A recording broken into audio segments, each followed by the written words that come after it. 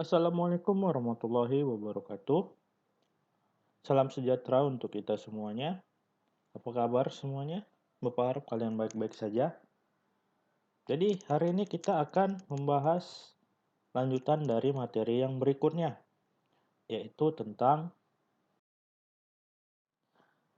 kasus pelanggaran hak asasi manusia. Jadi hari ini kita akan banyak membahas tentang berbagai kasus-kasus tentang pelanggaran hak asasi manusia di Indonesia maupun di dunia. Tapi khususnya lebih ke di Indonesia. Sebelum masuk ke materi pembelajaran, alangkah baiknya kita harus tahu dulu tujuan pembelajaran kita pada hari ini.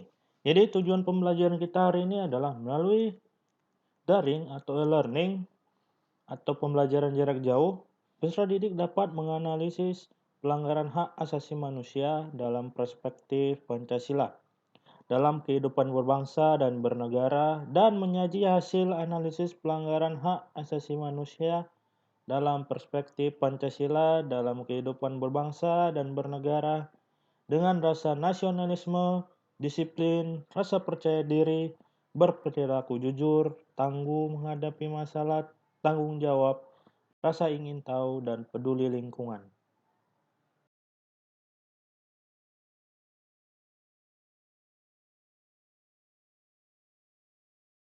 Amatilah gambar berikut ini. Lihat gambar yang ada di sebelah kiri, yang dua orang anak. Lihat bagaimana mereka, bagaimana yang satunya. Coba udah bisa melihat. Ya, satu makan enak, makan burger. Satunya lagi hanya melihat tanpa memberi ataupun mengasih sedikit kepada temannya itu. Jadi di sana sifatnya bagaimana? Ya, tidak adil. Tidak adil, tidak mau memberi kepada kawannya. Oke, kemudian yang gambar berikutnya. Nah, lihat. Lihat satu rumah-rumah di pinggir sungai. Satu lagi ada gedung yang tinggi, gedung pencakar langit yang sangat tinggi. Lihat, bagaimana? Ya, tidak pemerataan pembangunan, ya benar. Yang lain, tidak adanya keadilan juga. Nah, ya. Ya, jadi materi pelanggaran HAM ini bermula dari ketidakadilan atau tidak munculnya rasa keadilan pada sebuah kasus. Setelah mengamati gambar di atas tadi, bagaimana perasaan kalian? Jadi pengen tahu kan tentang hak asasi manusia itu, tentang pelanggaran hak asasi manusia itu, tentang berbagai kasus pelanggaran hak asasi manusia itu. Jadi, menurut pasal 1 angka 6 Undang-Undang Nomor 39 Tahun 1999 yang dimaksud dengan pelanggaran hak asasi manusia merupakan setiap perbuatan seseorang atau kelompok orang termasuk aparat negara. Aparat ini bisa saja polisi, TNI, dan lainnya, baik disengaja maupun tidak disengaja, atau kelalaian yang secara hukum mengurangi, menghalangi, membatasi, dan atau mencabut hak asasi manusia seseorang atau kelompok yang dijamin oleh undang-undang dan tidak mendapatkan atau dikhawatirkan tidak akan memperoleh penyelesaian hukum yang adil dan benar berdasarkan mekanisme hukum yang berlaku. Nah, jadi menurut pasal ini, pasal 1 angka 6 ini, jadi yang merupakan pelanggaran itu yang tidak mendapatkan atau tidak mendapat keadilan dan tidak menjalankan hukum yang berlaku. Jadi seperti itu salah satu bentuk dari pelanggaran. Jadi istilahnya misalnya si si Anu. Si Anu dia membunuh. Kemudian hukumannya itu hanya 1 bulan penjara. Itu kan tidak masuk akal. Seperti itu.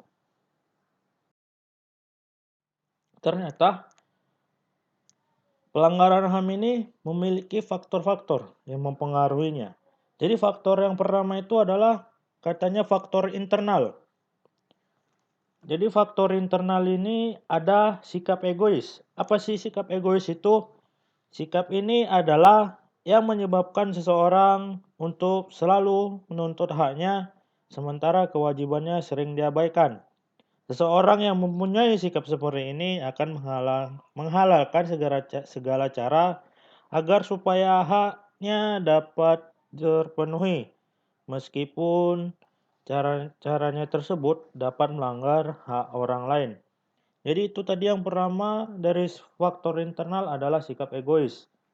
Kemudian yang kedua, rendahnya kesadaran HAM. Hal ini akan menyebabkan pelaku pelanggaran HAM berbuat seenaknya. Pelaku tidak mau tahu bahwa orang lain pun mempunyai hak asasi yang harus dihormati. Sikap tidak mau tahu ini berakibat munculnya perilaku atau tindakan penyimpangan terhadap hak asasi manusia. Jadi ini rendahnya kesadaran HAM. Kemudian yang terakhir, sikap tidak toleran. Sikap ini akan menyebabkan munculnya saling tidak menghargai dan tidak menghormati atas kedudukan atau keberadaan orang lain.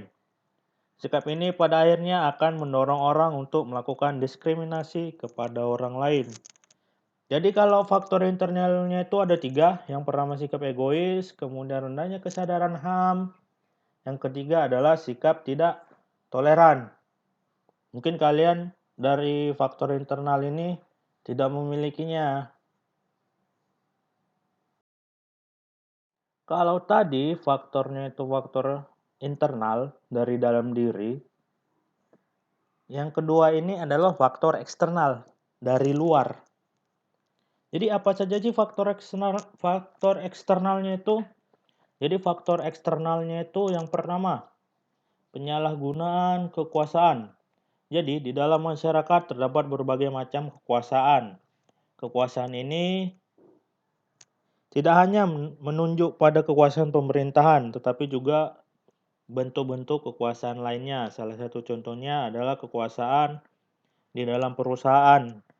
Jadi para pengusaha ini tidak memperdulikan hak-hak buruhnya, jelas melanggar hak asasi manusia. Oleh karena itu, setiap penyalahgunaan kekuasaan mendorong timbulnya pelanggaran hak asasi manusia. Itu yang faktor eksternal yang pertama. Kemudian faktor eksternal yang kedua, ketidaktegasan aparat penegak hukum. Aparat penegak hukum yang tidak bertindak tegas terhadap setiap pelanggar HAM tentu saja akan menimbulkan pelanggaran HAM lainnya. Penyelesaian kasus pelanggaran HAM yang tidak tuntas akan menjadi pemicu bagi munculnya kasus-kasus lain. Para pelaku pelanggar HAM tidak akan jera karena mereka tidak menerima sanksi yang tegas atas perbuatannya itu. Selain hal tersebut, aparat penegak hukum yang bertindak sewenang-wenang juga dapat dikategorikan sebagai bentuk pelanggaran HAM dan dapat menjadi contoh yang tidak baik. Hal ini dapat mendorong timbulnya pelanggaran HAM yang oleh masyarakat pada umumnya.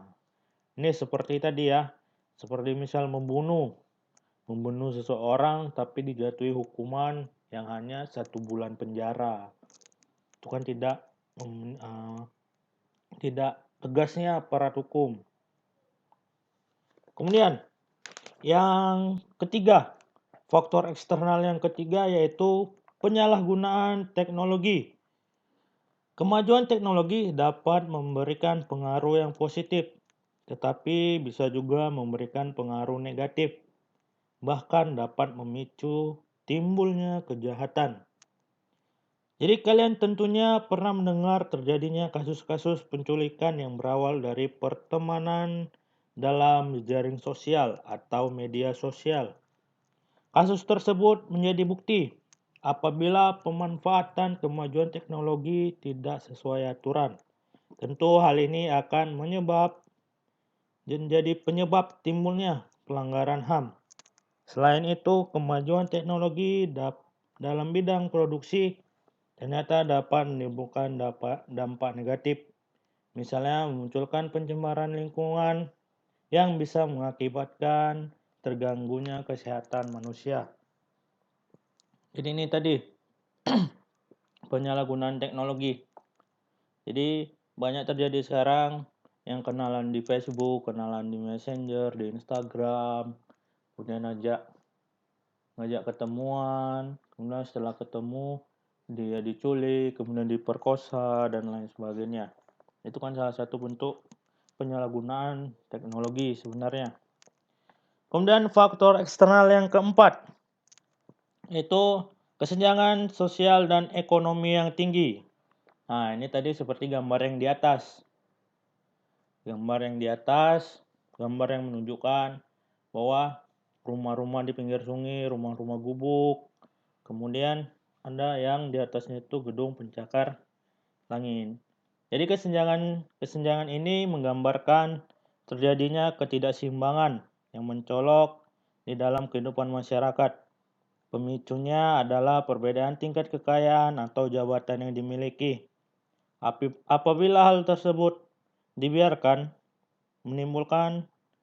akan menimbulkan terjadinya pelanggaran HAM, misalnya perbudakan, pelecehan, perampokan, bahkan pembunuhan. Lihat, banyak terjadi pembunuhan yang diawali dengan mundurnya perampokan. Banyak itu terjadi, ya kan? Setelah mendengar atau mengetahui faktor-faktor dari pelanggaran HAM, yaitu ada dua, faktor internal dan faktor internal. Sekarang kita masuk ke pembagian kasus pelanggaran HAM. Jadi yang pertama itu adalah pelanggaran HAM berat. Jadi pelanggaran HAM berat ini menurut pasal 7 Undang-Undang Nomor 26 Tahun 2000 tentang Pengadilan HAM terbagi menjadi dua. Jadi pelanggaran HAM berat ini terbagi dua, yaitu yang pertama adalah genosida. Apa sih itu genosida? Mungkin kalian sudah banyak pernah mendengar tentang kejahatan genosida. Jadi kejahatan ini adalah setiap perbuatan yang dilakukan dengan maksud untuk menghancurkan atau memusnahkan seluruh atau sebagian kelompok bangsa, ras, kelompok etnis, dan kelompok agama. Kejahatan genosida dilakukan dengan cara membunuh anggota kelompok, mengakibatkan penderitaan fisik atau mental yang berat terhadap anggota-anggota kelompok, menciptakan kondisi kehidupan kelompok yang akan mengakibatkan kemusnahan secara fisik baik seluruh atau sebagiannya, memaksa tindakan-tindakan yang bertujuan mencegah kelahiran di dalam kelompok dan memindahkan secara paksa anak-anak dari kelompok tertentu ke kelompok lain. Ya, jadi genosida itu merupakan penghilangan atau pemusnahan sebagian atau seluruh kelompok bangsa, ras, kelompok etnis, dan kelompok agama. Jadi salah satu contohnya itu adalah etnis Rohingya di Myanmar. Jadi pemerintah Myanmar itu telah melakukan pelanggaran HAM berat dengan cara berupaya untuk menghilangkan atau mengusir etnis Rohingya itu. Kemudian yang kedua adalah kejahatan terhadap kemanusiaan.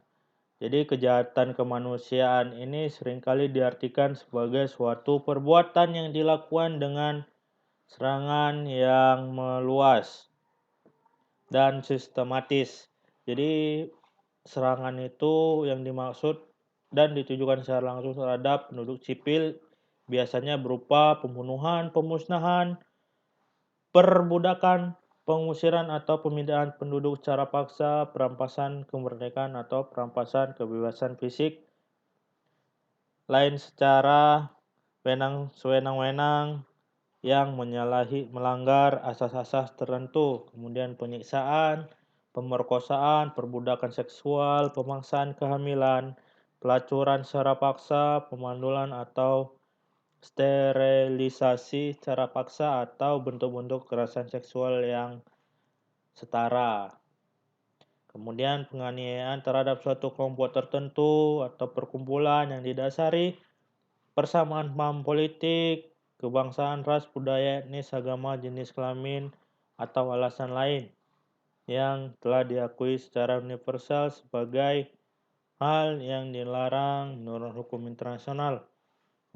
Kemudian penghilangan orang secara paksa, kemudian kejahatan apartheid, penindasan, dan dominasi suatu kelompok ras atau kelompok ras lain untuk mempertahankan dominasi dan kekuasaannya. Jadi itu adalah kejahatan terhadap manusia. Jadi ini termasuk juga pelanggaran HAM berat. Kalau tadi berbicara tentang pelanggaran HAM berat, sekarang kita masuk ke pelanggaran HAM ringan. Jadi kasus pelanggaran HAM ringan atau biasa ini meliputi pemukulan, penganiayaan, pencemaran nama baik, menghalangi orang untuk mengekspresikan pendapatnya, dan menghilangkan nyawa orang lain atau membunuh. Jadi contohnya itu yang ada di lingkungan kita sehari-hari adalah orang tua yang memaksa keinginannya kepada anaknya tentang tentang sekolah, kerja, dan memilih jodoh. Kemudian siswa mengejek atau menghina siswa yang lain. Jadi bullying itu juga termasuk ke dalam kasus pelanggaran HAM. Tapi dia masuk ke pelanggaran HAM ringan. Jadi kalau kalian suka-suka ngejek-ngejek orang, suka-suka bully orang, suka-suka ngekik-ngekik orang, nah itu termasuk ke pelanggaran HAM. Kemudian yang terakhir, merusak sarana fasilitas umum karena kecewa atau tidak puas dengan kebijakan yang ada. Nah, ini misal, dia tidak puas dengan wali kota yang menjabat sekarang. Dia merusak fasilitas-fasilitas umum. Misal, dia melempar kantor wali kota dengan batu atau membakarnya, atau merusak sekolah karena tidak puas dengan sekolah. Jadi seperti itu contohnya pelanggaran HAM ringan yang ada di sekitar kita. Kemudian kita masuk ke contoh kasus pelanggaran HAM di Indonesia. Jadi kasus pelanggaran HAM di Indonesia sangat banyak terjadi. Jadi mulai dari awal-awal kemerdekaan sampai sekarang pun masih terjadi berbagai kasus pelanggaran HAM di Indonesia. Contoh kasus yang pertama itu adalah peristiwa Trisakti. Jadi ini terjadi pada 12 Mei tahun 1998. Jadi ini berawal dari demonstrasi. Demonstrasinya ini untuk menurunkan atau menuntut Presiden Soeharto itu untuk turun dari jabatannya sebagai presiden. Jadi ada 4 mahasiswa Trisakti itu yang tewas karena ditembak oleh aparat penegak hukum. Ya, jadi ditembak oleh aparat penegak hukum. Itu contoh yang pertama. Tadi yang pertama tentang peristiwa Trisakti. Jadi kalau peristiwa Trisakti itu menuntut turunnya Presiden Soeharto. Sekarang yang kedua ini adalah kasus Marsina. Jadi kasus pembunuhan Marsina ini merupakan aktivis wanita asal Nganjuk pada tanggal 4 Mei 1993. Jadi Marsina ini merupakan seorang aktivis dan buruh pabrik zaman pemerintahan Orde Baru yang bekerja pada PT Catur Putra Porong Sidoarjo, Jawa Timur. Jadi dia untuk tuntutannya itu adalah tuntutan untuk kesejahteraan para buruh. Jadi salah satunya itu adalah kenaikan upah, kesesuaian kebutuhan buruh, kemudian kenaikan uang transportasi, kemudian tunjangan cuti hamil, kemudian upah karyawan yang disamakan, kemudian pengusaha dilarang melakukan mutasi, intimidasi PHK karyawan yang menuntut haknya. Jadi dia dikenal sebagai aktivis atau aktivis wanita untuk menuntut hak buruh pada zamannya. Dan yang ketiga ada kasus Tanjung Priok tahun 1984. Jadi kasus Tanjung Priok ini adalah antara aparat dengan warga sekitar yang berawal dari masalah SARA dan unsur politik. Dalam peristiwa ini diduga terjadi pelanggaran HAM, di mana terdapat ratusan korban meninggal akibat kekerasan dan penembakan. Jadi di dalam kasus ini 24 orang tewas, 36 orang luka berat dan 19 orang luka ringan. Keputusan majelis hakim terhadap kasus ini menetapkan 14 terdakwa seluruhnya dinyatakan bebas.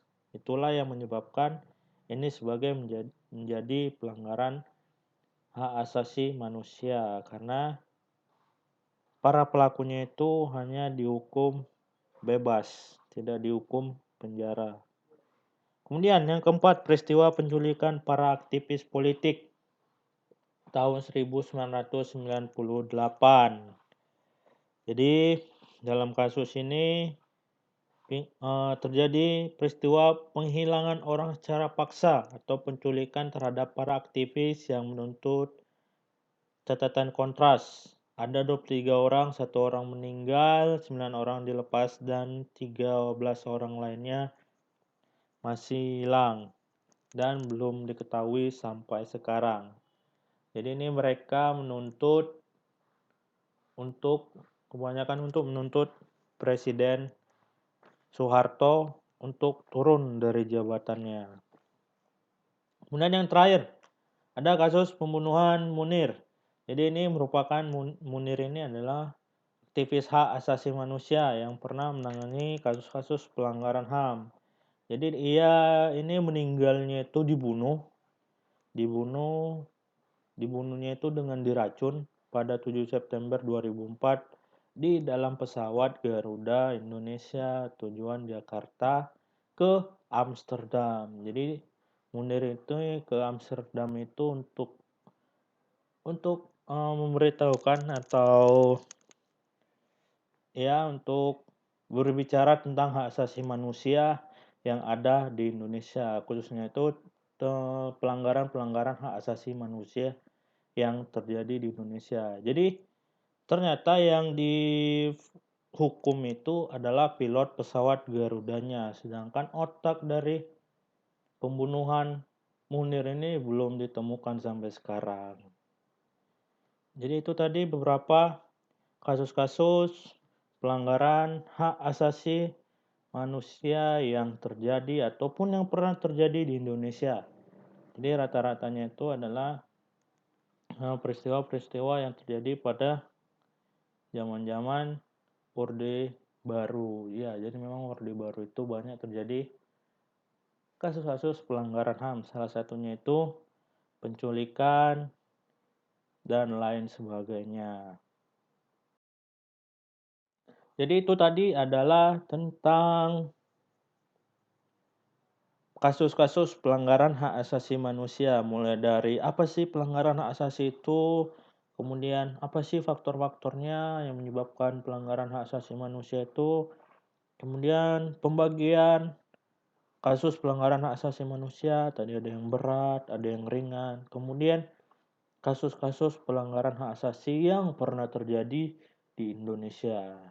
Jadi tugas kalian hari ini untuk pertemuan ketiga ini adalah membuat kesimpulan pembelajaran hari ini melalui via rekaman suara atau voice note yang dikirim via grup WhatsApp yang dikumpul paling lamban hari ini. Tanggal berapa? Tanggal 15 Agustus 2020, bukan 1945 ya.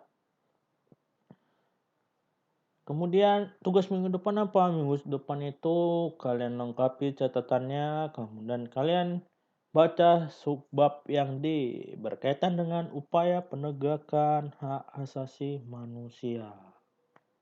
Jadi itu ya. Jadi cukup sekian pembelajaran kita hari ini. Semoga bermanfaat bagi kalian. Semoga kalian paham dengan apa yang saya jelaskan. Kalau tidak jelas bisa bertanya secara pribadi dengan saya.